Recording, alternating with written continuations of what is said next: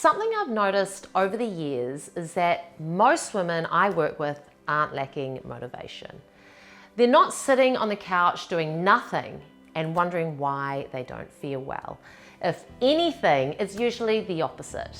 They're trying really hard. They're exercising, trying to eat better, and doing their best to make healthier choices. They're listening to all the podcasts, following all the experts, and actually consuming more information than ever because they really want to understand what's happening in their body. But despite all of that effort, many of them still feel stuck. They're frustrated because they're doing what they think they're supposed to be doing, but they're not getting the results that they expected.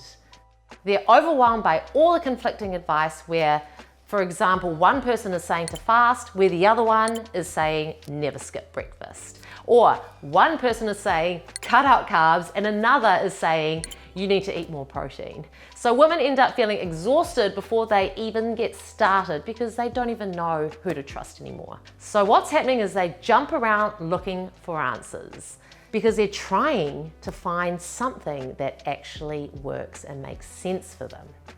A few weeks ago, I was actually speaking to a group of women who were doing a fitness challenge, and I asked them a simple question.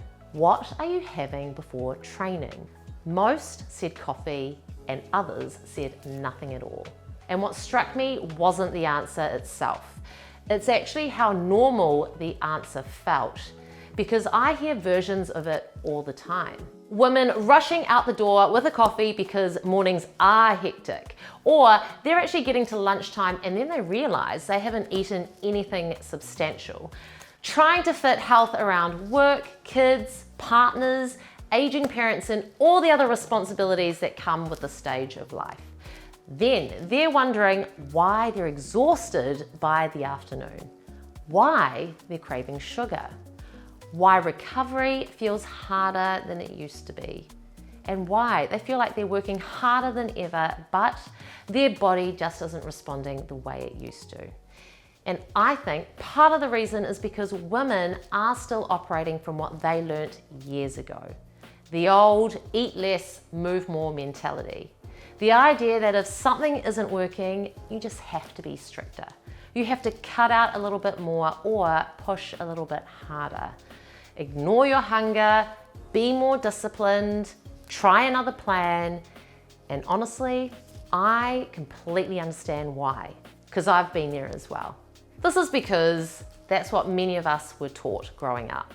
And for a period of time, it actually worked until it didn't. The problem is that our bodies are changing in midlife and it really needs a different kind of support now. What worked in our 20s was built around the idea that if we simply ate less and exercised more, our body would respond the way we wanted it to. But most women I work with aren't living the same life that we were at 25. Life is busier, stress is ongoing, and the responsibilities never seem to end. At the same time, many women still believe that they need to train harder, eat less, and push through. And if they slow down or take a break, they often feel guilty, like somehow they're not doing enough, which in itself is exhausting. And no wonder they're tired. No wonder cravings show up. No wonder they're finding it harder to build muscle or maintain the body composition they once had. The reality is that our bodies aren't broken. Our bodies are asking for something different, more support, a different strategy, a different conversation. And that's something experts like Stacey Sims has been talking about for years. Women aren't simply small men. Our physiology is different, our needs are different, and those needs continue to change through perimenopause and beyond. Which is why I think so many women feel relieved when I tell them that they don't necessarily need to train harder.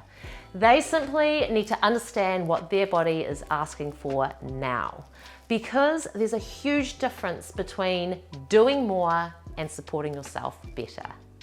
That's where the conversation I have with clients starts to change. Instead of asking, how can I eat less and lose weight?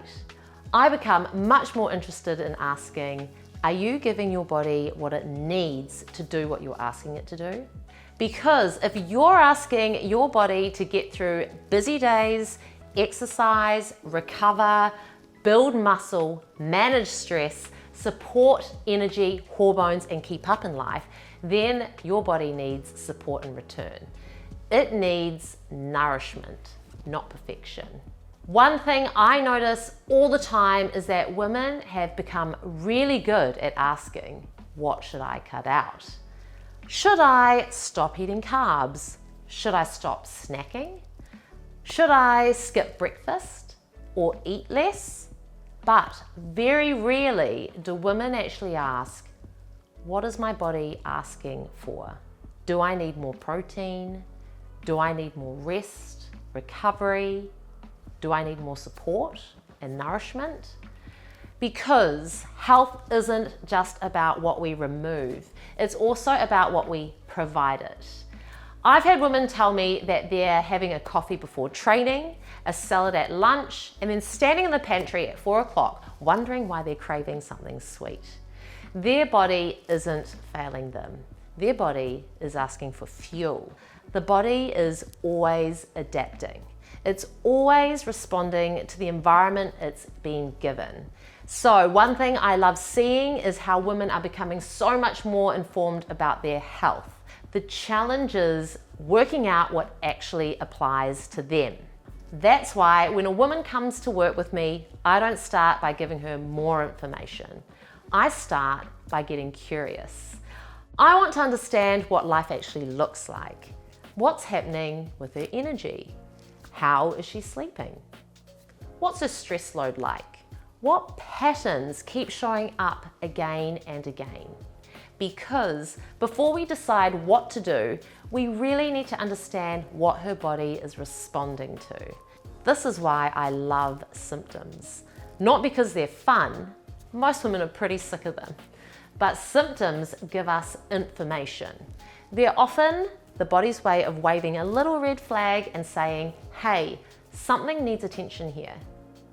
And that's where the detective work begins. Fatigue, cravings, weight gain, brain fog, poor recovery. These things aren't random. They're clues. They're helping us understand what the body is trying to communicate. And my job is helping women connect those dots, helping them to stop guessing, helping them to understand what's actually driving the symptoms they're experiencing, and then helping them create a realistic plan that fits their life. Not a perfect life, their actual life. Because real health has to work when life is busy. It really has to work during school holidays. It has to work when motivation isn't high. It has to work on an ordinary Tuesday. And if there's one thing I'd love women to take away from today's conversation, it's this. Maybe you don't need another diet. Maybe you don't need to try harder. Maybe you don't need more willpower. Maybe what you need is a better understanding about what your body might be asking for now. More nourishment, better recovery, more understanding, and a strategy that fits your actual way of living. Because when we stop fighting our body and start supporting it, that's when things begin to change.